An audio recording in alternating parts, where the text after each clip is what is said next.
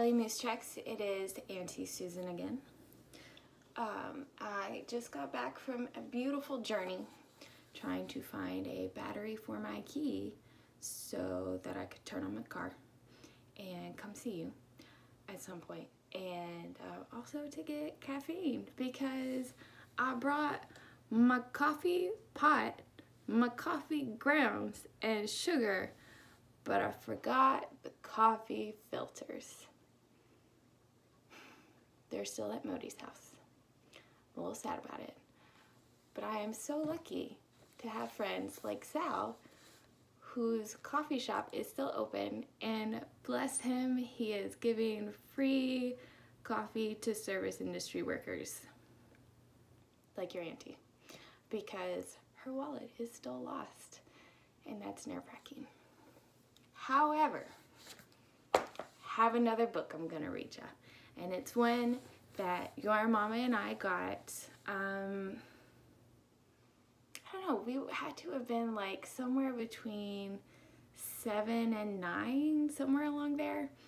And one of your Modi's best friends worked for the Corps of Engineers, and she was stationed in Hawaii. And so we would get these presents from Hawaii, and this was one of them. It is called oh my God, trying to read backwards or upside down, it's amazingly difficult. The Three Little Hawaiian Pigs and the Magic Shark. Let's see if I can, there we go. So I'm gonna read you this. It is fun. I think it's just fun and silly. I like it a lot. Okay, The Three Little Hawaiian Pigs and the Magic Shark by Donovan Martin Laird, illustrated by Carol Jossam.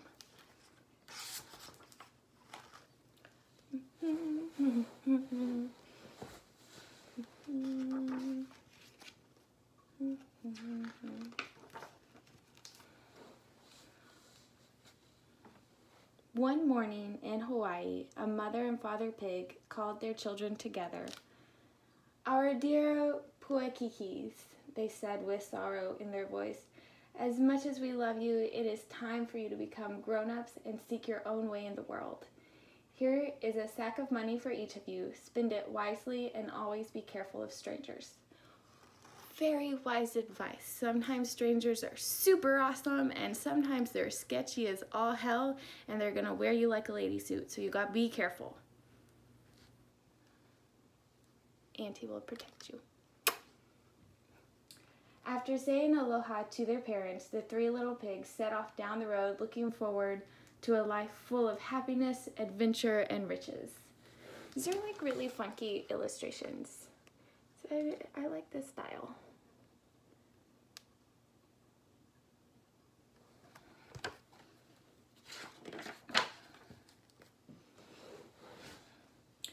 They had only gone a short distance when they met a man with a load of pili grass. "Ah, ha," said the first little pig. "This is for me. I will build myself a grass house and live beside the sea." Because the sea is very pretty, and the sounds like, I believe you even have a sound machine that sounds like the sea that's supposed to help you sleep, though I hear that you're not using it or not paying attention and going to bed. So he bought the pili grass and happily headed towards the beach, where he built his house. It was finished quickly, and he took his pole, his net, and his small bucket for opihi. Opihi? So, okay. Another short side note. Auntie Susan and your mama learned how to say a lot of words, not by hearing them, but by reading them, because, well, we read a lot of books. So there is like a good 99% chance that I pronounce things incorrectly, especially if they are of a native tongue that is not, you know, one I'm familiar with. But one that I've read so much that it's not occurred to me to look up how it should be said. This happens all the time because I've just read the book so much, and my brain's like, yeah, this is totally how we say it. So if I mispronounce any of the Hawaiian words, I'm sorry. We'll go through when you're older and we'll figure out how to say them correctly. Okay. And he went fishing. The other two little pigs went on until they met a man selling driftwood. Aha, said the second little pig. This is for me. I will build myself a house of driftwood and live beside the sea. Feeling pleased with himself, he quickly built his house and went to join the first little pig, fishing and scraping opihi off the slippery rocks. I'm pretty sure opihi is a term for, like, mollusk, maybe? Snails? Something like that.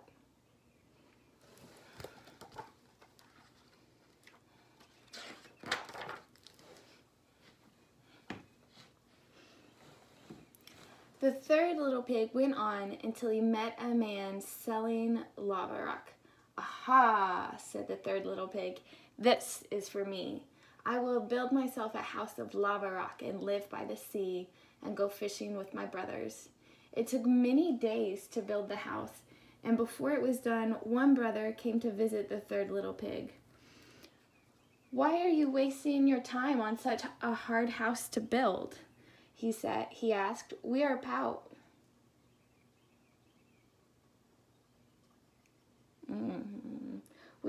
with our houses and have time to fish and take it easy surfing and playing. Forget this house. Come with us. The third little pig just shook his head and said he would rather take his time and build a strong house.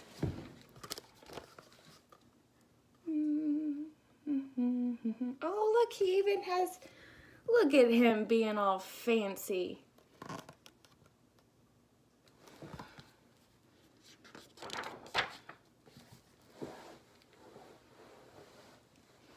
After many days of hard work, the lava rock house was finished.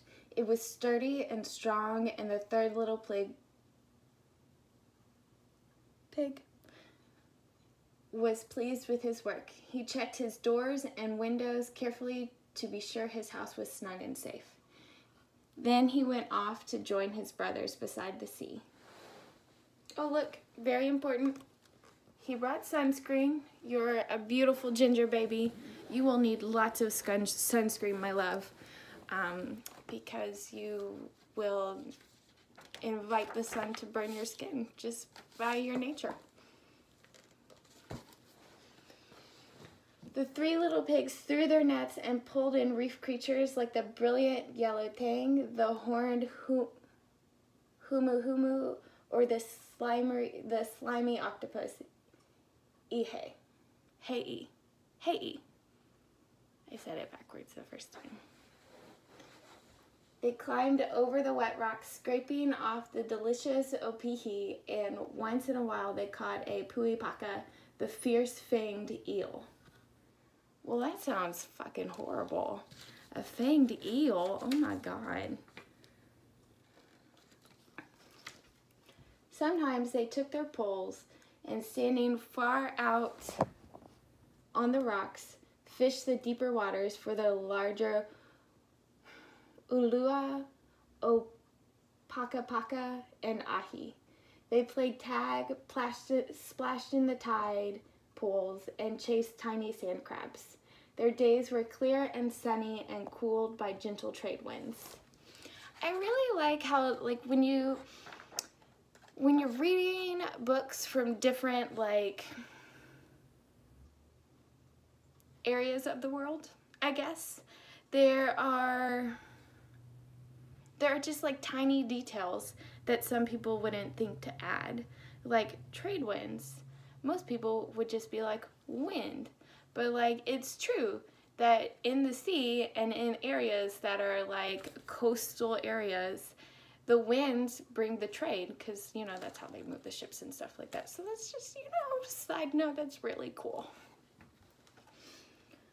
When the waves broke just right beside the reef, they took their surfboards and caught long, breathtaking rides to the beach. Meanwhile, an evil magic shark watched them from deep down where the water is green. Back and forth swam the magic shark, his long teeth shining in the gloomy water. He especially wanted to eat the 3 little pigs, since they looked so sweet and tender. Oh, mercy, this is gonna get dangerous. He knew he couldn't catch them on the rocks, for the lava was sharp and the pigs too quick. He wished they would fall off their surfboards, but the pigs were too good and went too fast through the rough water. So watching and planning, the magic shark drooled and thought of the yummy little pigs. See, they're up having fun, doing their thing. And there's the magic shark being a sketchy little darling, planning and plotting.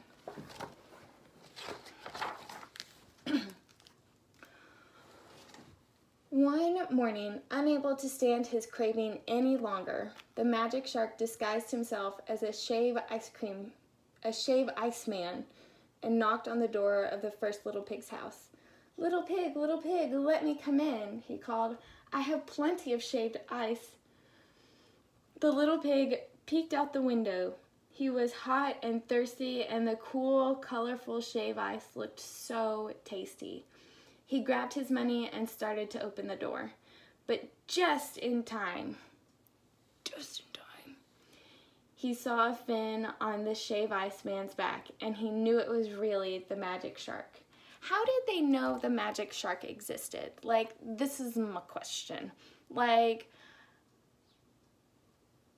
if they knew there was gonna be a magic shark, you would think that they would have been planning a little better. Yeah, it's just a question that never occurred to me before right now. He quickly shut and locked the door. The shark knocked harder and called, little pig, let me come in." "Oh no," cried the little pig, "not by the hair on my chinny chin chin." He looks so unassuming as a shave ice man.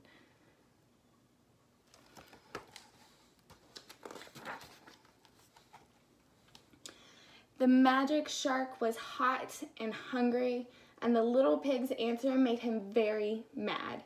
He yelled, little pig, let me come in, or I will huff and I will puff and I will blow your house down." And the little pig did not open his door. After all, he wasn't crazy. He knew what the magic shark wanted. These asides are very brilliant. I love asides.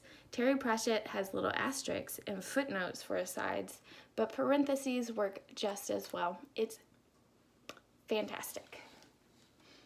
So the very mad magic shark huffed, and the very mad magic shark puffed, and the very mad magic shark blew down the first little pig's house because it was made of straw. The first little pig ran out of the back door and down the path to the house of the second little pig. The very mad magic shark went back to the ocean to cool off and to make a new plan. Like, this is why you gotta plan ahead. A, okay, magic shark. B, it's gonna be windy by the ocean. There are storms, and those storms usually have lots of wind. C, you're making your house out of straw. And you know what? Like, not super sturdy. It's gonna blow away either by a magic shark or by a storm or get rained on and just fall on your head. These are my thoughts. Don't build a straw house, basically. In a few days, the magic shark was hungry for the little pigs again. I wish that I could just, oh well. This time he dressed up as a beach boy wearing white pants, a coconut leaf hat, and a lei around his neck. He knocked on the door of the second little pig's house and called, little pig, let's talk story and play ukes. I guess that's the singular for ukulele, because that is that's what's in the image. But I don't remember ever reading it just as one. Or it could be slang. I guess that's possible too. It could just be the slang where you just sort of shorten it. The little pigs grabbed their ukulele and nose flute and opened the door. The Beach Boy smiled, and the little pig saw rows and rows of long, sharp, white teeth, and just in time, they slammed the door.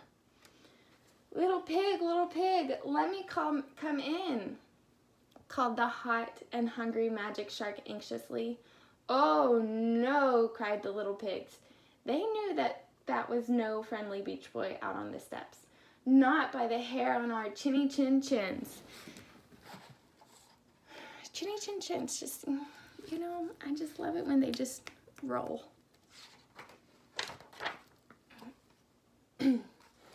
This made the magic shark upset, so he roared, "Then I will huff, and I will puff, and I will blow your house down." Just as he said he would, the very upset magic shark huffed, and the very upset magic shark puffed, and the very upset magic shark blew down the house of the second little pig. The little pig and his brother jumped out the window and ran down the path to the house of the third little pig. Look at this shark. He just stripped down naked, threw his ukulele off to the side in his leg, and then blew the house down. What are those? Oh, driftwood, right. So, you know. I guess if you're going to blow down someone's house, the best way seems to be to do it naked. I mean, I would imagine there would be debris and that would be kind of painful, but based on this story, it seems like you're supposed to blow down a house while you're naked. So, lessons that we both learned today. Once more, the magic shark, hot and still hungry, swam angrily down to his watery home to plot and scheme. After a few days, his hunger pains were so bad that the magic shark decided to try again. This time, he went pretending to be a lay seller. Auntie Susan needs to get some water. I'll be right back. Hello, my love. Sorry, I thought I was going to die because Kentucky allergies are the worst thing in the world to your Auntie Susan at this particular moment. Yeah. So, back to the story. This time, he went pretending to be a lay seller. He knocked on the third little pig's door and called sweetly, little pig, let me come in. I have lays to sell." The three little pigs loved to wear lays and were happy to hear a sweet voice calling. They looked out and saw the lay seller in her moo and Valhalla hat with flower lays on her arm. But then they also saw a shark's tail sticking out from under the moo. They knew who that was, so they rushed around and locked the doors and windows. Little pig, let me come in," called the magic shark, growing upset. "Oh no," answered the little pigs. "Not by the hairs on our chinny chin chins." Look, she did not do her lipstick really well. It's just a little terrifying. I mean, you know, maybe that was the style then.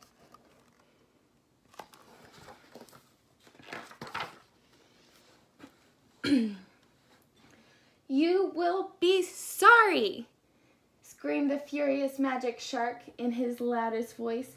"I will huff, and I will puff, and I will blow your house down."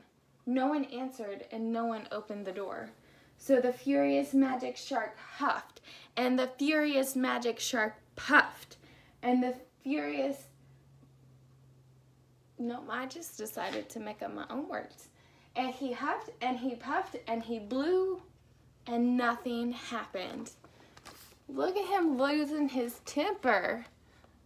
My goodness.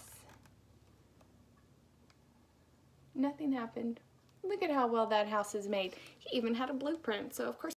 Alright, my love, I am back again. LA Moose Tracks. Modi called, so Auntie Susan had to talk to her. We're trying to figure out how we can come see you and your mama.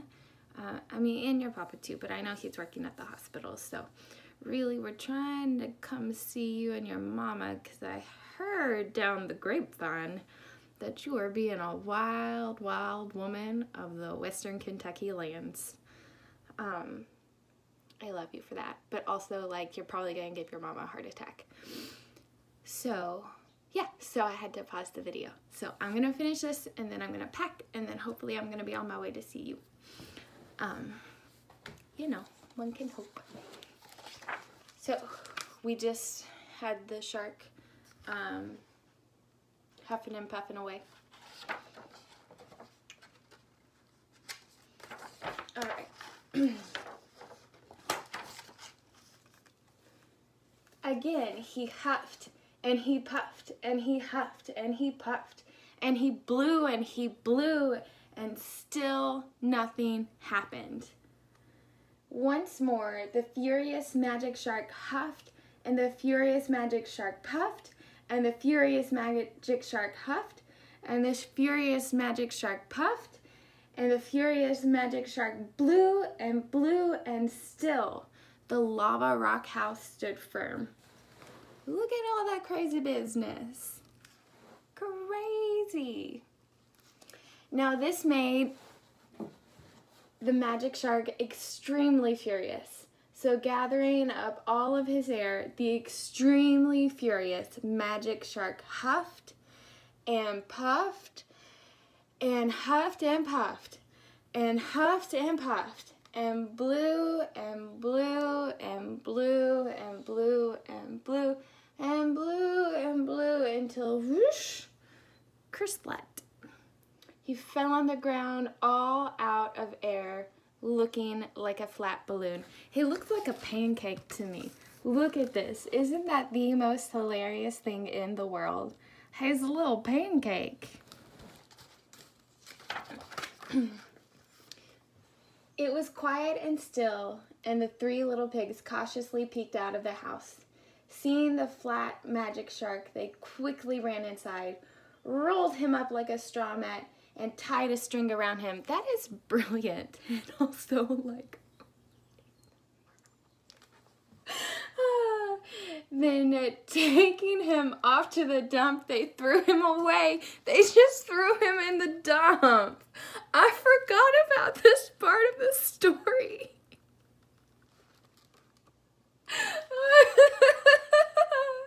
Oh my God. Oh, my mercy. When they returned to the seashore, the third little pig helped his brothers build sturdy rock houses. And once they were finished, the three little pigs gave a large party. They invited all of their friends and relatives, as well as a shaved Iceman without a fin, to serve refreshments, a beach boy without rows of sharp teeth, to join the musicians, and a lay seller without a shark's tail, to give out lays. From then on, the three little pigs lived safely and peacefully beside the sea. Look at this. Now they're happy, doing their thing, relaxing, chillaxing. I do remember that this is one of the favorite things about this book is at the end. So that was the end. The end. But this book, since it is, you know, a Hawaiian book, it has a glossary at the end. So I thought that was so cool. So I'm going to read you the glossary too. I hope that's not too silly. So, pua'a. So, pua'a, I think. Again, like your mama and I learned how to say words by reading them. Is the Hawaiian word for pig. Keiki is what Hawaiians call a child. Aloha is the Hawaiian word for hello, goodbye, and love. Pili grass is a grass used to thatch grass houses in old Hawaii. Opihi is a shallow cone-shaped limpet shell whose animal is prized eating. Shallow cone-shaped limpet shell.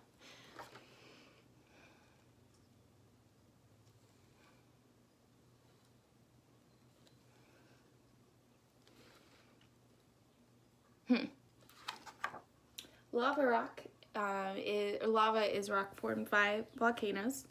We should go see a volcano one day. We'll work on that. Yellow tang is a small, bright yellow reef fish. Humu humu is a member of the triggerfish family, one of whom is a humu humu nuku nuku apua, or fish with a snout like a pig. Made famous in a popular Hawaiian song. Hiei is the Hawaiian word for octopus. Hiei. Yeah. Puipaka is a ferocious eel with sharp teeth. So I should show you, like, okay. So we'll go through. Pua'a, keiki, aloha, pili grass, opihi, lava. Let's see. Oh, that one I cannot read upside down or backwards. Yellow tang. All right, so yes, yellow tang. Humu humu, humu humu, nuku nuku apua, hiei, and puipaka, I think. Okay.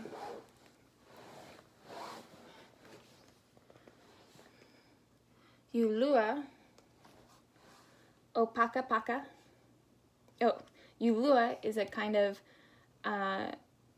crevalle or jackfish. Opaka paka is a blue snapper fish. Ahi is a yellowfin tuna fish. Ahi is probably, like, you hear it everywhere in the seafood restaurant world, which your auntie works in. Like, ahi is so fun to say to tables, let me tell ya. You sound real fancy. Trade winds are breezes which keep Hawaii cool. Shave ice is powdery ice shavings put in a paper cone and covered with sweet flavored syrups. Mumu or mue, yeah, I think, like, I hear it now as mumu, like in the fashion world, I guess. They are muumuus, so but they have the apostrophes where it sounds like there should be an inflection somewhere. But I don't quite know how to say it. We're gonna go with muumuus.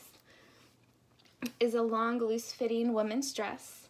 Ukulele is a 4-stringed instrument played by strumming. Uke is the short for ukulele. Nose flute is a flute-like instrument played by blowing air with the nose. That sounds so confusing. Like, what if you snot in your flute? Like, that'd be nasty. Like, you can't play your flute when you have a cold, when you're congested.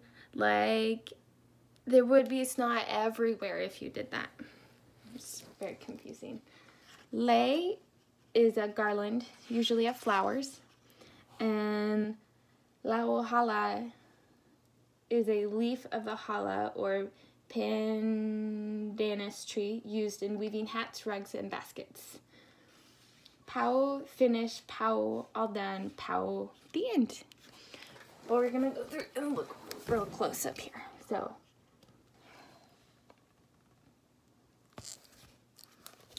all right, ulua, opaka paka, ahi, trade winds, shave ice, mumu,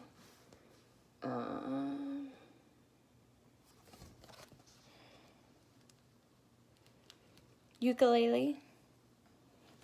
Oh, sorry, we got real close up there for a second. Sorry, I missed tracks. Ukulele, nose flute, lei, lauhala, pow, pow, pow. Bailey Miss Jax. Auntie loves you so much.